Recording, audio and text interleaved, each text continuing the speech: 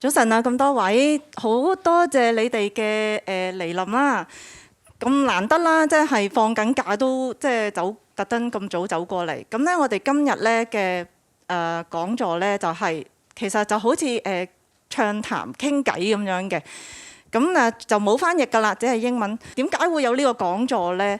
就係咧為咗咧大家咧可以多啲認識咧李斯特，因為咧我哋市面上咧根本咧即係喺市場上面其實好少人講係關於李斯特嘅嘢嘅，係咪？就算彈咧，大家可能都係到演奏級啊咁樣先至開始接觸有多啲李斯特嘅歌啦。跟住咧就係點解有呢個講座咧？就係我哋好多時咧係唔係真係去聽音樂會嘅？點解咧？因為我哋唔熟啲歌，我哋唔識究竟啲咩內容。咁咧，希望今次咧係講多少少關於李斯特嘅樂曲啦，或者佢嘅生平啦。咁大家咧去到聽音樂會嗰陣時咧，就可以再投入啲嘅。其實就可以再 enjoy 啲個 music。其實啲歌咧係好好聽。如果舊年有去過聽全部舒伯特嗰個演奏會咧，都知道咧啲歌咧全部都好抒情，好好聽。今次都係一樣嘅。我哋細個開始已經係彈琴，但係好少咧，真係去享受個音樂。我哋好多時只係注重嗰個技巧啊，咁樣各樣同埋聽個音色。但係咧，真係去享受咧，真係大家可以匿埋眼，即係聽音樂會嗰陣時啊，就跟住嗰個音樂去呼吸，咁樣咧就會係覺得係好舒服嘅嚇。咁可以係當係一個生活工作上啦，如果即係好多壓力啊，咁係一個 me time 去 relax 嗰個幾鐘頭嘅音樂會。咁雖然咧，我哋咧，如果音樂會咧係如果買4張咧就有8折嘅，咁當然都歡迎係叫埋啲朋友啊、屋企人啊一齊去聽啦。咁大家一齊 me time 啦。好啦，咁我哋咧先睇一個少少嘅短片，然後咧就會開始嗰個我哋有請我哋嘅主持人同埋嘉賓嘅嚇。咁我哋先播片先。好，多謝大家。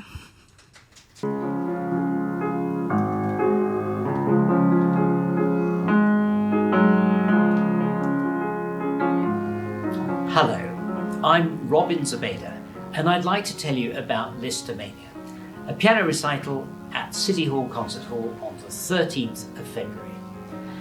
As well as featuring some of the original works of the Hungarian Franz Liszt, it will also contain some of his many arrangements of other composers' works. So if you come along, you can hear music originally composed for organ by Bach, for the voice by Schubert, for the operatic stage by Donizetti, and for full symphony orchestra, the Fifth Symphony by Beethoven.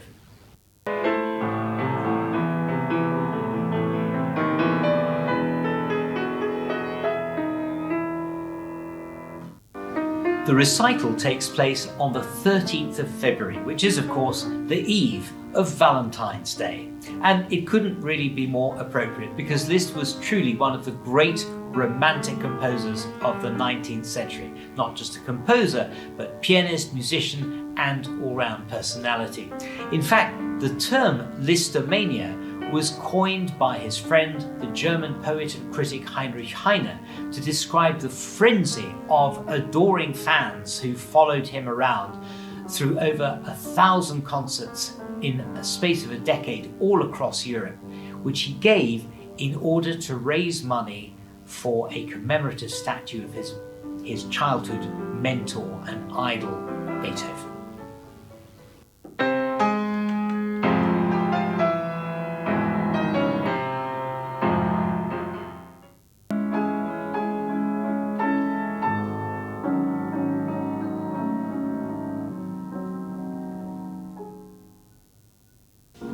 Over the next few weeks, I'll be releasing a series of 2-minute videos just to give you a brief introduction to some of the works in the programme. But meanwhile, please save the date, 13th of February, City Hall Concert Hall.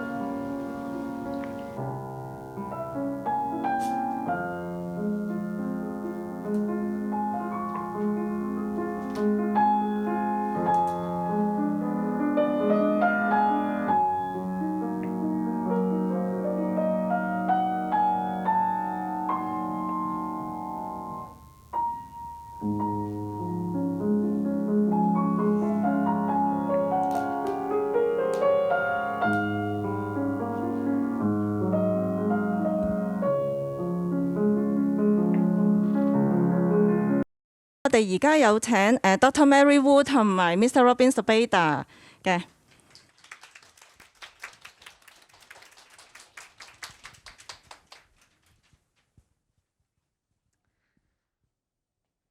Well, hello, everyone. Good morning. Nice to see you all.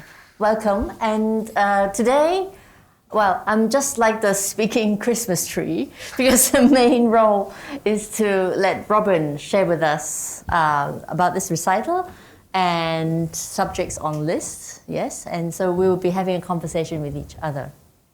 Lovely. Yes. Thank you. Happy Christmas, everyone. Hi. So, Robin, you have chosen all this for this coming recital, which we are very excited about. And you've chosen the word Lisztomania. Can you give us a reason for the name? Well, yes, hello again, everyone, and thanks for coming today. The term Lisztomania was coined by the German poet and writer Heinrich Heine, and it really just describes the complete chaos that was caused when this sensational pianist burst onto the stage. And women would be throwing jewelry onto the stage and trying to grab bits of his hair and cigar butts and goodness knows what, any memorabilia that they could.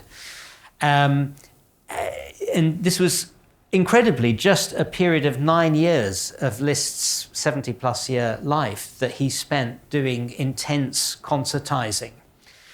And he really revolutionized concert giving as we know it today. He actually invented the term piano recital. He was the first pianist ever to put the piano in the position we know it, not really quite like this, but in profile so that the audience could see the hands, the profile of the pianist, and so that the sound would project outwards. You know, traditionally people would play with their back to the audience or in other positions. And he was the first pianist to make a feature of playing music not just his own. You know, piano playing at that time was more or less a kind of showpiece for virtuosity of the pianist.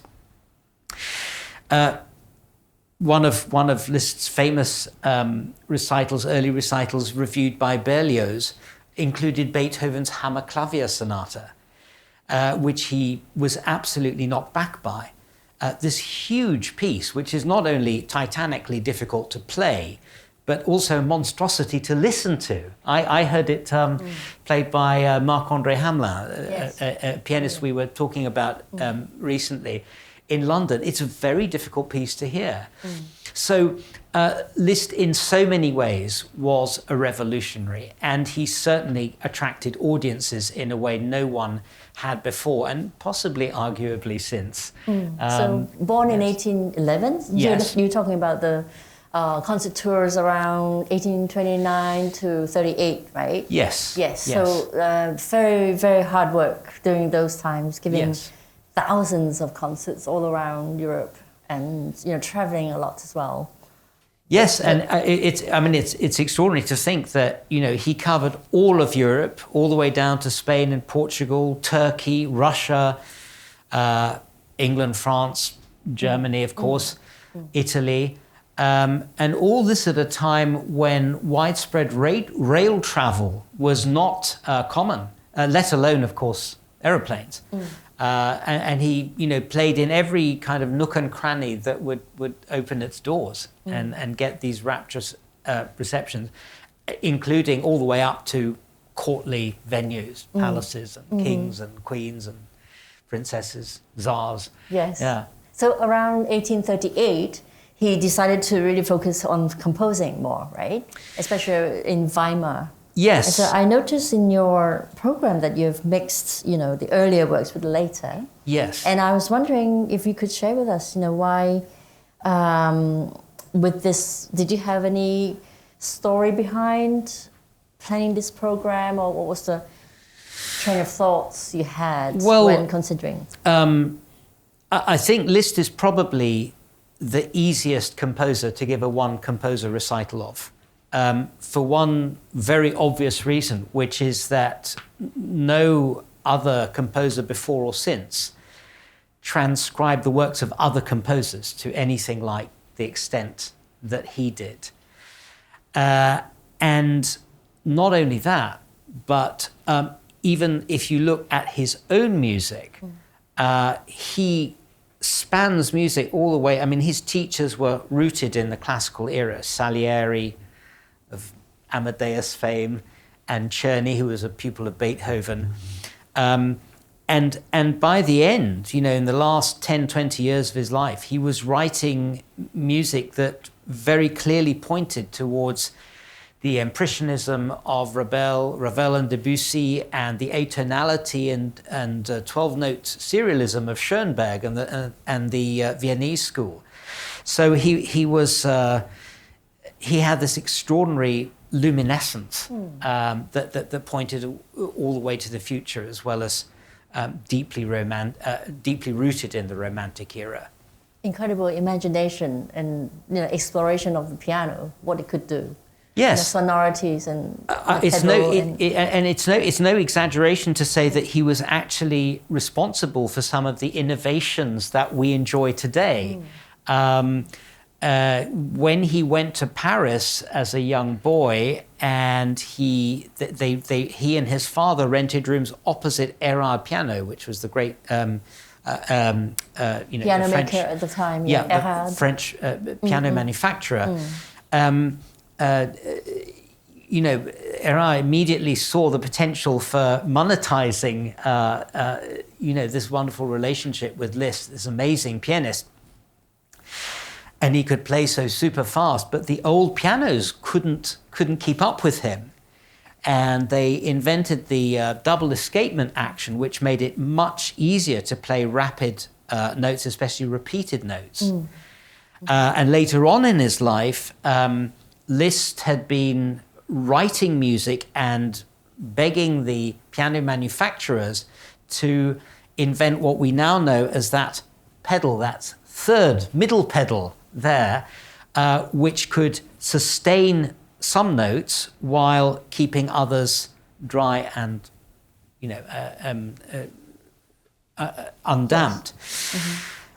And that, there's one piece that he wrote, in fact, which, because they hadn't yet invented this, he had to arrange for two pianos. So one could play with the pedal and one could play without the pedal, all for a little section that was just a few bars long, but a very important, funeral march. It's the Grosses Concertsolo, which is the forerunner of the famous sonata that he wrote. Right, Yeah. yes, the B minor. Yes. And on the note of transcription, which you mentioned, is very interesting, because in those days, it's difficult to go to concerts, as you say, and if you're not nearby a concert hall, it's quite difficult. So I think one of his missions was to really promote other composers' music, especially those that he loved. So operas and symphonies, and he wrote quite a lot of transcriptions. Yes. I see that on your program there are also a few transcriptions. So would you like to go through a little bit your program with us, share some thoughts?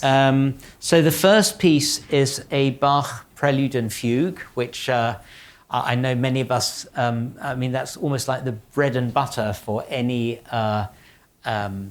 budding pianist. The 48 written through all keys twice are often referred to as the Old Testament of music. But this is a prelude and fugue written for organ. So two hands plus 2 feet. And this has a particular personal resonance for me, this piece, because the first time I heard it was in the very first organ recital I attended at the age of 18. And it was given at New College, Oxford, just at the very beginning of my studentship there. And I'll never forget it for so many reasons. There were lots of pieces on that program that I loved and listened to again and again. But this was the very first. And being an organ recital, it was the first time I'd been to a performance where you couldn't see the performer. And as he didn't take a bow at the start, the music just began. And it was just, for me, it was just pure magic, if I may.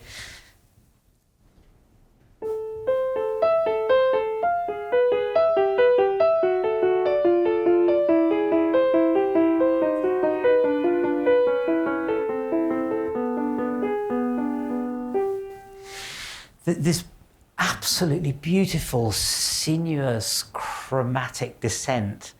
And I had one of those experiences where almost from the very first note I was grabbed, and I knew this was a piece that I was going to love every single note of. But it wasn't till about 10 years later that I randomly found in a library Liszt's transcription for piano. And I was over the moon. I grabbed it, and in the days before IMSLP, I just went to the shop, got a copy, and then bought my own copy, and got learning.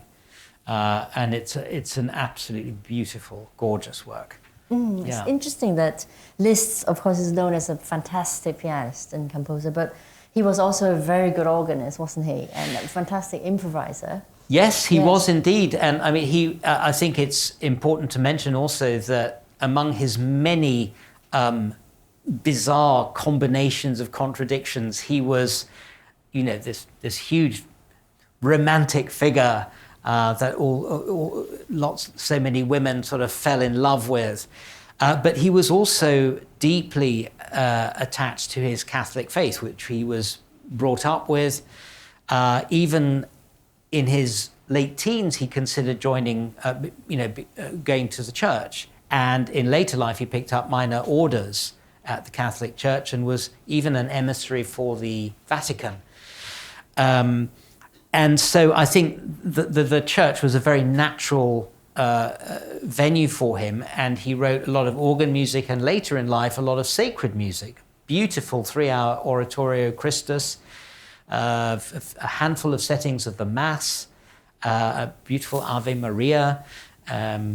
So yes, he sits very naturally, and of course, who but Bach, could be considered the king of organ music. And probably the influence of his teacher, Czerny, who also was a very keen on improvisation, although we usually just known him for finger work. Yes, he's the bane of every young student's life, Czerny. Yes.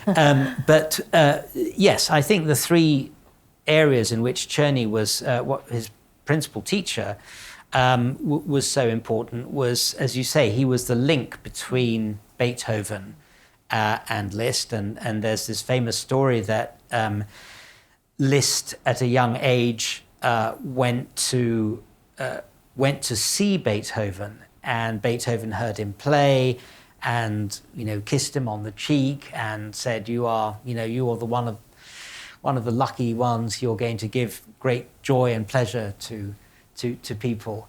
And also that there's nothing better than that. And there's nothing better than that. Yeah. Yes. Yeah. That story actually appears in lots of different versions, which throws a little bit of a suspicion on all its details, but it's a great story, so why spoil it? Right. Yeah. And then the second piece would be a Schubert Liszt transcription. Yes. So Liszt transcribed over 50 of Schubert's songs, and he did so with such incredible imagination that whereas Schubert might write 3 or 4 verses of a song, all of the music of which is exactly the same because it's only the words that are changing. So he just writes repeat signs, play the six times, 3 times, 4 times, whatever it is. So for Liszt, it becomes like a theme and variations. You don't have the words, so you've got to do something with the music, and he put the tune at the base, in the middle, and at the top, and vary the textures and make them more and more elaborate. And so what started off as a very faithful note-by-note transcription of the song ends up, with Liszt taking the thing over lock, stock, and barrel and making it very much his own. And so he even adds verses on occasion to Schubert's original, as is the case with the one I'll be playing. And in 2 or 3 cases, he made 3, 4 different versions of the same song. So there was no end to his creativity. And I think you actually included some of it in the video, right? Just tiny now, snippet. there's probably just Just there snippet. was a tiny snatch. But Yes. I think for anyone who managed to come along just over a year ago to the Schubertiade that I gave at City Hall, I did quite a few of those transcriptions there. And this is a different one. This one is actually from a song cycle called Die Schöne Müllerin, the beautiful miller's daughter, which in typical German romantic fashion tells the story of someone who, sets out on life journey full of enthusiasm and by the end commits suicide, drowning himself in a brook because he didn't get the girl he wanted. And this song comes right at the very end, where he is having a conversation with this brook, and he's pouring his heart out, and the brook is trying to console him. And you have this wonderful and very Schubertian contrast between minor, major, minor, major, minor, major. Yes, unrequited love is so much of a subject in art. Yes, in every and form. particularly in the Romantic era, and particularly if you happen to be German for some reason. Yes. And so next one would be a transcription of Donizetti's opera, Reminiscence. Now I understand there are two very beautiful melodies there, especially, that are included in this. And would you like to maybe demonstrate a little bit? Oh, sure, yes. So I think you heard a bit of it already.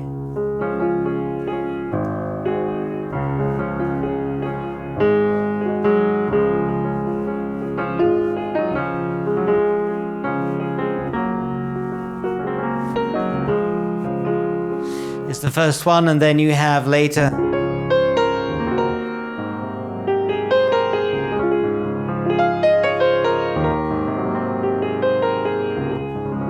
I won't give it all away because I want you to come and hear the whole thing, of course. But it's funny, pieces go in and out of fashion, don't they? And composers go in and out of fashion. I was absolutely thrilled.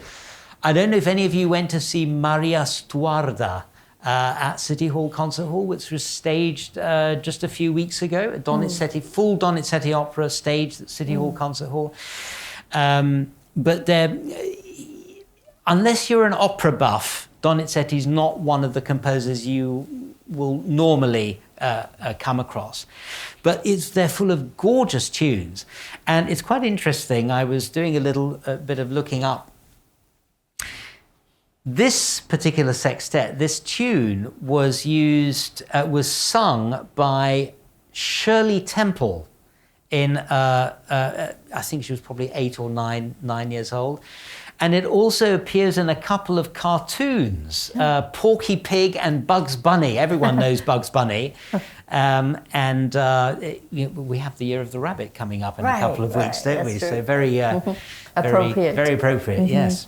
Yes. And what the way that Liszt works this is, you get a little introduction, just introducing very cautious snippets of the music, and then it gets going in a more or less faithful reproduction of Donizetti's sextet, but with increasingly elaborate, technical whirlings and swirlings all the way through, cascading up and down the piano, with the tune somehow caught in between and divided between the hands. Sounds like you need 3 hands. Yes, usually. and it's interesting because he used a technique that's often attributed to his great pianistic rival, who we haven't mentioned, Thalberg, who had this. It was called a 3-handed technique, and it sounds like what you're usually doing is taking the tune and dividing it between the thumbs of each hand with the accompaniment on either side of it, and it does sound like you've got 3 or sometimes even more than 3 hands playing at the same time. It's an absolutely glorious arrangement of these beautiful tunes. And interestingly, one of Liszt's students, I believe, Theodor Leczetitsky, tried to trump his master and arrange the whole thing for left hand only, which is quite a fun version. I actually learnt that before I learnt this one. Oh, yeah. okay. So this is easy then for you. No, actually, left hand alone actually, first. the two-handed version is rather harder. Looking forward. Yeah. Next one is harmonie poétique et religieux. Religieux. Yes. Excuse me. This is not to be mistaken with the very early harmonie. Yes. It's a different set. Well, in fact, what he did was he wrote this piece called Harmonie poétique et religieuse, poetic and religious harmonies. I think he was in his early 20s when he wrote it. And it's a quite extraordinary piece that is not really in any key, has no time signature, and would have been quite extraordinarily revolutionary for the time that it was composed. And it didn't cut much ice with contemporary audience, so it was something he pretty much kept to himself. But he then reworked it and made a whole set of 10 pieces. I think, is it 10 pieces? 7 or 10? 7. I think 7. But this is number 7, Yeah, but I'm not sure if it's the last one. I can't quite remember. But he does, I think there's a miserere after Palestrina, and there's some things on Gregorian chant. So it has a very kind of mystical, sacred, spiritual theme to it. But this particular piece, Funerals, was inspired by the Hungarian uprising of 1849, October 49, which is actually the subtitle of the piece. It's Funérailles, October 1849, in which 13 Hungarian generals, pretty much the whole cabinet, were executed, or I think in one case exiled by the Austrian Habsburgs.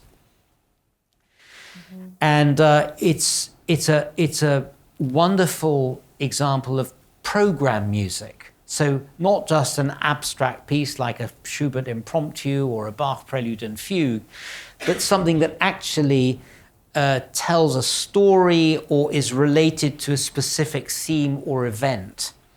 And it's very clear, at the beginning you have these clashing funeral bells.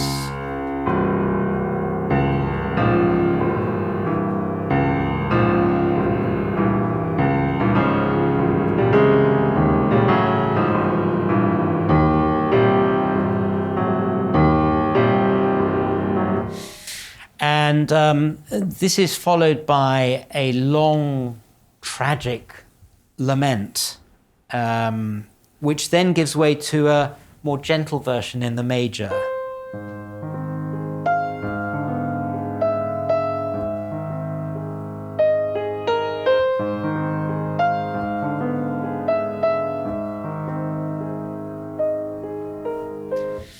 And then there's a middle section which is very reminiscent of the middle section of Chopin's Heroic Polonaise. You know, the left hand is very busy. What is it? That one.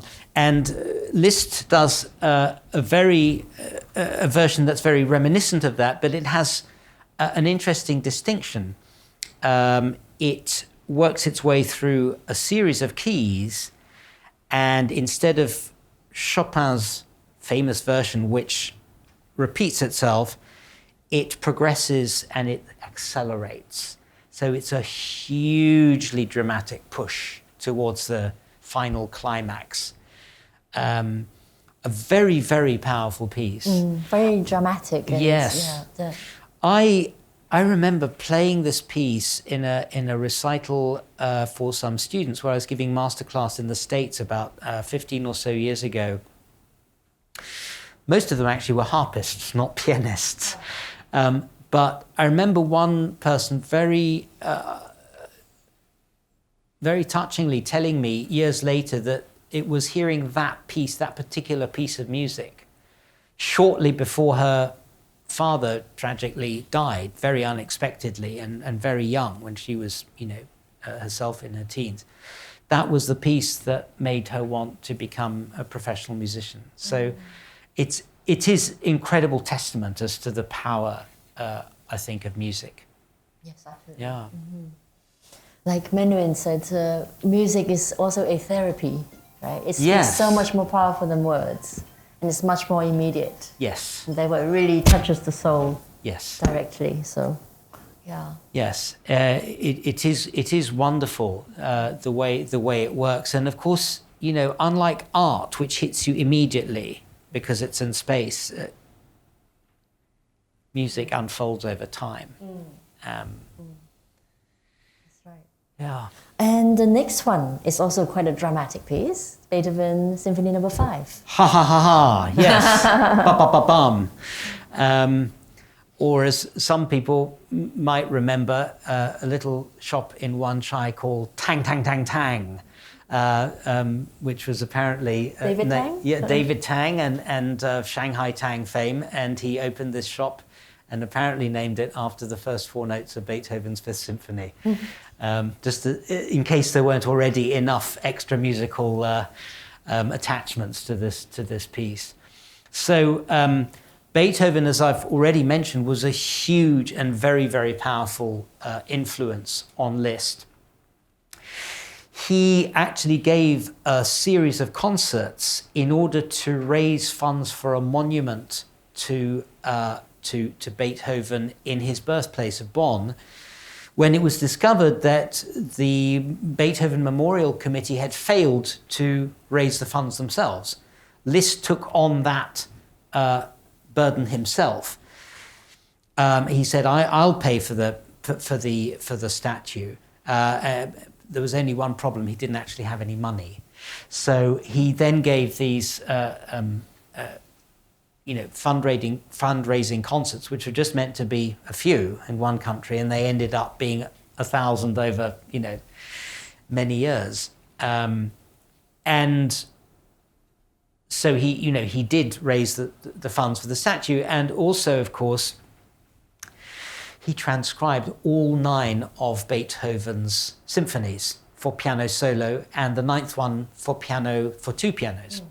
And when he was in Weimar and mainly focusing on conducting and composing, he made revisions to certain of these, including the Fifth Symphony. But they're pretty monumental things to have to play and study. Yes. And you can also see the didactic purpose in this, because he writes very often which instruments are playing which notes, and even sometimes writes notes you can't play, just to say, well, actually the flutes and the piccolos are doing this, but just for your information. And this, of course, all in the days when we didn't have Eulenberg scores miniature scores to study, or YouTube or Spotify or radio or TV or CDs or any of that. So these were multi-purpose, these arrangements. But Beethoven also wrote the transcriptions for 4 hands. Beethoven, yes. He went further. That's right. Beethoven arranged them all for piano duet, and Liszt, in this respect, as in many others, went further. Yes, that's really that was, true. I think, almost really his life motto was going further. Yeah, always developing. Amazing. There's this wonderful quote about him saying he wanted to hurl lances into the future with his music, something he undeniably did. Yes. And to contrast that, you have included a consolation to follow the dramatic Symphony 5. Yes. So, and it's interesting, I think, I don't know what, I'd love to hear actually what sort of preconceptions you grew up with Liszt. Not preconceptions, but what were your first experiences of Liszt? I remember the Hungarian Rhapsodies. I had a record of the Hungarian Rhapsodies with this wild, wonderful gypsy music. And my record was of the orchestrations by Doppler. So that made, you have cymbalum and all these amazing orchestral colors. And I think a lot of people have this image of Liszt being someone who was, dashing and showy and maybe a bit too showy. and sometimes superficial, and there is so much more to Liszt's music. Just to throw this out, he wrote over 3,000 pieces of music, and I think about 1,400 are for piano. So that means, the majority are not even for piano. He wrote orchestral music, choral music. There's even an early opera, songs in a whole variety of languages. But it's interesting that even in the piano pieces, more are quiet than loud and slow than fast, and often end like that, not in a blaze of glory. But it's only the 50 or so that are usually played in the concert hall that we know, and those are usually the often the loud, showy ones. And these consolations, these were written during a time of turbulence in Liszt's life. He eloped with a Countess, Marie d'Agoult, very scandalous thing to do. She was already married with her 2 children of her own. They left Paris, they went to Switzerland first and then to Italy, and they had 3 children along the way. And, of course, Countess Marie d'Agoult was fascinated by this, amazing, very, very charismatic figure.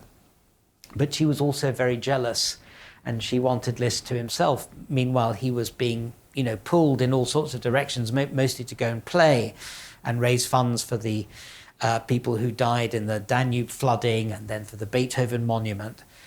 And so there was a lot of tension in that relationship. And of course, it filtered down to his relationship with his 3 children, 2 of whom died in early adulthood.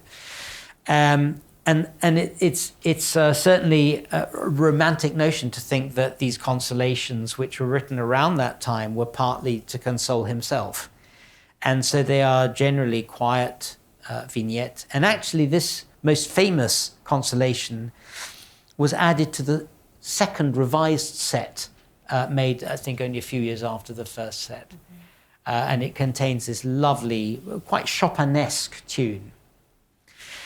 And it's also interesting for one other thing, which, as I mentioned earlier about the use of the sostenuto pedal. He actually writes it in such a way that if you take literally, it's almost impossible to play without the middle pedal. He writes a deep D flat to be held for several bars with changes of harmony. And it's only the first time that I've ever played this in 20 years that I've tried to use it incorporating the middle pedal.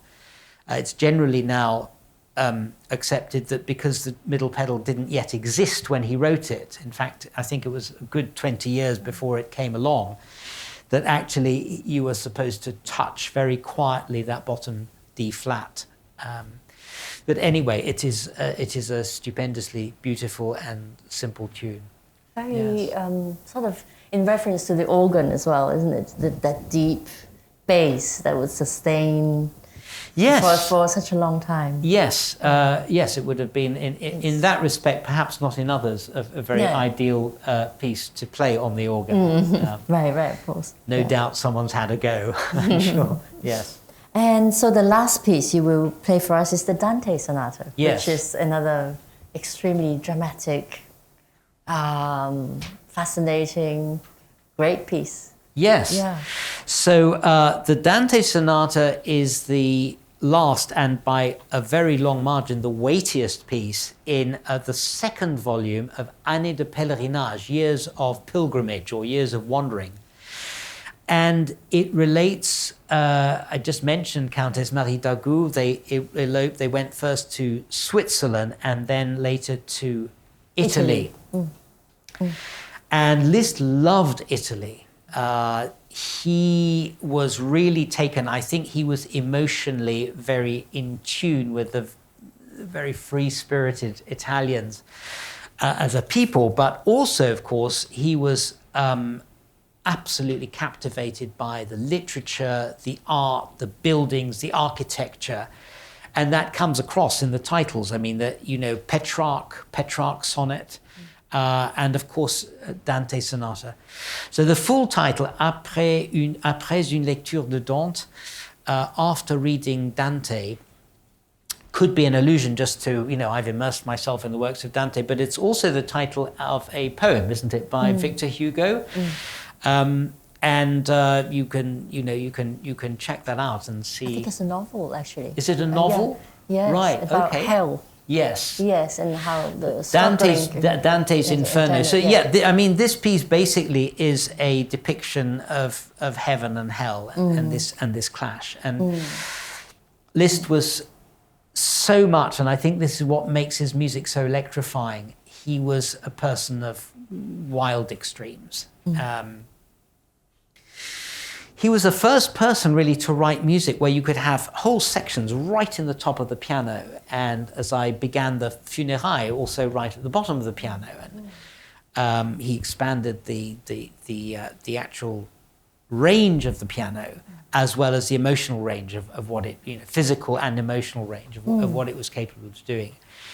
And this piece begins with what's often seen as a musical description of the inscription on the gates to hell. Abandon hope, all who enter.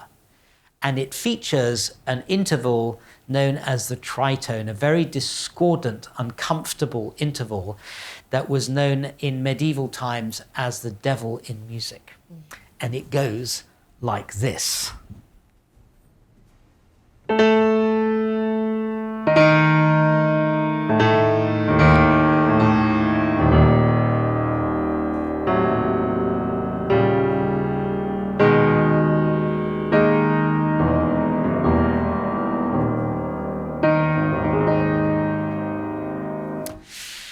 Very imposing beginning, and a bit like Lucia and some of his other pieces, his introduction just contains snippets of what you're going to hear. The Liszt Sonata is, of course, an excellent example. And then he transforms them. Yes. Which is fascinating. And the way he does that is absolutely incredible. So we talked about the Beethoven Fifth Symphony, which is 4 notes, ba-ba-ba-bam. And unusually, you know that in classical sonata form you have a first subject, often very strong and powerful, and a second subject which is often contrasted and lyrical. And in the Beethoven, he does something quite interesting because he uses ba-ba-ba-bam as an accompaniment to the lyrical second subject. So he actually combines, you get a bit of the first subject in the second subject. Now as an accompaniment instead of solo, in the major instead of the minor, and going up on the last note instead of down. Well, Liszt's version of this is a much more all-encompassing idea, where you have ideas, a kernel of an idea that pervades the entire piece. And whereas Beethoven's Fifth Symphony is based on 4 notes, da-da-da-dam, 3 repeated and 1 down, the Dante Sonata is essentially based on just 2 notes, 2 repeated notes very fast. Da-dum. That's it. That's the essence of the Dante Sonata. But in among that, you have a first subject, I suppose, which is this very, very chilling, frightening, scary, chromatic descent.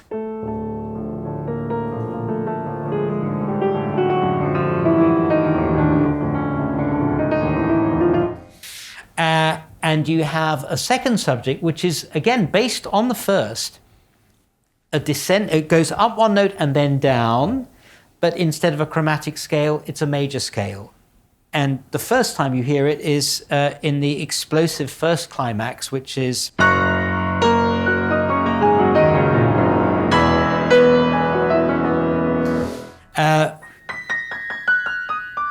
so it goes up and then down, but in this blaze of glory, and it comes back just like this. Very calmly. Later you hear it celestially and up in paradise.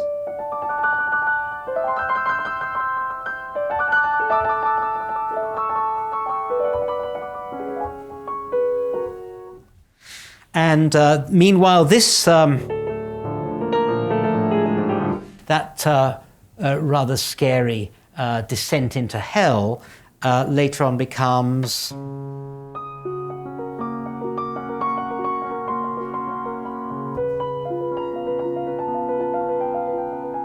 this absolute, just like angels singing. So one tune or one musical idea can be used to change itself, transform itself into a whole range of things. And I'm always reluctant to describe these things, because one of the most magical things about this technique of writing, which Liszt didn't invent, but certainly developed, and I think many people would say perfected, is that you're not really conscious of this. You're not conscious that the themes are so transformed that it's difficult to be, oh yes, I heard that a few minutes ago, but it sounded completely different. But the fact that they are so closely related gives the piece a magical unity. I don't know if you can, I'm pretty sure it's still on YouTube. There is an orchestration by Constant Lambert, the English composer of the Dante Sonata. Well worth a listen. I mean, it sounds absolutely like a Hollywood film score to, Star Wars or some other battle between good and evil. And it's a very special piece to me. It was the first piece of Liszt that woke me in my late teens out of my torpor of, oh, I don't like Liszt, it's all showy, superficial or schmaltzy. What's that piece called? The Liebestraum. It absolutely grabbed me when I heard the Dante Sonata, and it became the first piece that I performed of his. Well, you say, the transformed themes, they convey such a variety of moods and sentiments, such delicacy, but at the same time roaring with pain and wildness, and all this in a compact 18 minutes. That's what really fascinates me. Yes. Yeah. Yes. It's just the whole spectrum of emotions almost. It is. Very deep. And it's very human in a way, because if you think of all the extremes of emotion that we experience as human beings, aren't they just transformations of essentially the same things? How you can, be in love with someone one moment and then absolutely hate their guts the next moment, and it's the same person, So I think it's a very human thing, and I think that's why Liszt has this very, very powerful attraction. And I hope that this program will show. It's absurd to try and pretend. I think there's over 120 hours of recorded music in 100 CDs, probably more than that actually. So to try and find a representative less than 1% to put in a program of this nature is impossible. I haven't really gone anywhere close to the later music, for example. But it is an incredibly rich literature by Liszt, and it's a great variety, though. It's really nice, and comes to about 70 minutes, the most. Yes, without an interval. We're doing it as a 75-minute program, which seems to be the COVID, formula. And I think a lot of people like actually just going straight through and not coming up, especially as you can't get a drink still these days in the interval. It's nice just to go straight through. Talking of recorded music, do you have any favorite Liszt players? Like CDs? Well, I certainly, I absolutely couldn't not mention Leslie Howard, who recorded all of the known Liszt and actually put a lot of it together. I think when I was first sent to interview him for RTHK when I first lived here in the late 80s. And I think he'd made, I think, about the first 10 CDs of this project. And and it was very fortuitous that I was learning a lot of Liszt myself. In fact, I was about to do a recital, so it was a wonderful opportunity to exchange ideas about it. But yeah, he did this extraordinary compendium, which I think is in the Guinness Book of Records as the biggest, solo project of CDs undertaken by a human being. Amazing. Not to mention all the unbelievable amount of scholarship and time that went into putting it all together, because a lot of this music was not published, of course, and you get a few pages here, a few pages there, some sold off at auction, some in vaults, some in library in the States, and to bring that all together and then edit it and put it together. And I mean, even a piece as popular as the Dante Sonata, there were 3 versions preceding the one that we know today. And Liszt was, like other composers, an inveterate reviser of his music. So you get lots of versions, but I remember seeing the manuscript, and it was like 3 versions, but all on one piece. So, one pen here, one bit of writing there. It looked like a zoo. Wow. So Howard. Georges Boulez, I think, is difficult to, a wonderful, stupendous performer. Marc-André Hamelin, some of his playing. How about you? Who do you gravitate towards? Louis Kentner. Louis Kentner. An old legend. Yes. Yes. Also Hungarian. I think he had a very special taste. Yes. Affinity with the music. Yeah. I'm very jealous that you studied with him, didn't you? I was very lucky, yeah, I was. Louis Kentner was, I very sadly never met him, although he was... in London. Yes, but Louis Kentner also recorded, I'll just throw this in, as he also recorded the 12 transcendental studies of Lyapunov, a Russian composer. Which you did, right? Sorry? But you... I played a few of those. Liszt, probably, apart from the sonata, I think the 12 studies, transcendental studies, are probably his best-known piano work, certainly among people who, study and do competitions and all of that kind of thing. And they were actually originally meant to be 48, so... twice over all the keys, but they ended up being 12 through all the flat keys. And Lyapunov, who certainly came under his field of influence, I'm not sure if they met, I suspect they probably did. Lyapunov wrote 12 transcendental studies in the other keys, in all the sharp keys.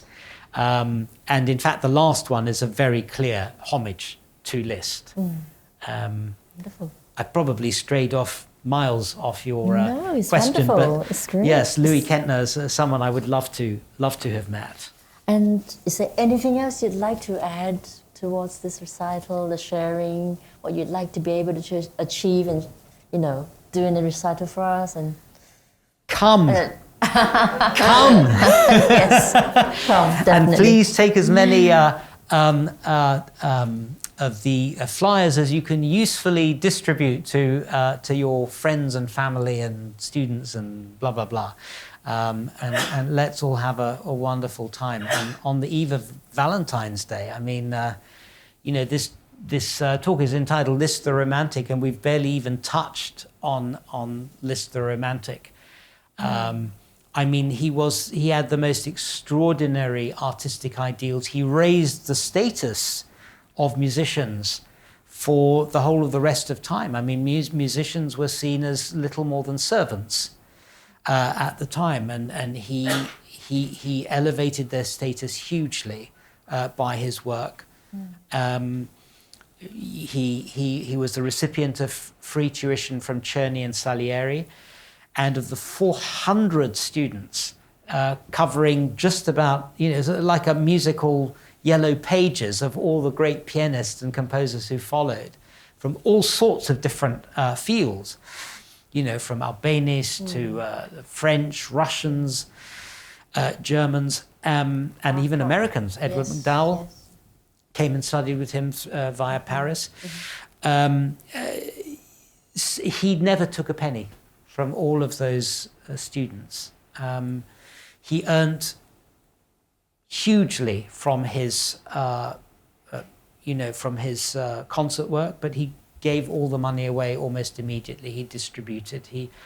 When he died, he had nothing. He just had his, 2 libraries, I think, in Budapest and Italy, probably, and pretty much the clothes he was standing in. So, yes. And this is one of the quotes that I love of Liszt. It says, "Music is the heart of life. She speaks love.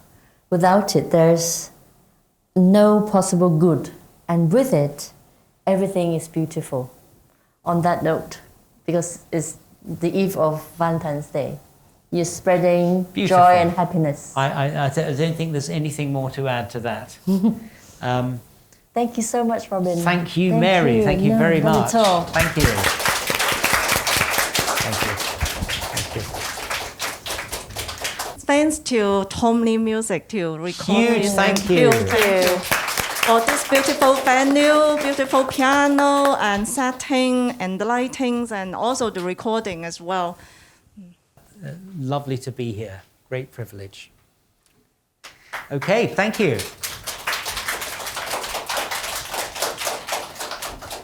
Okay, thank you so much Thank for you.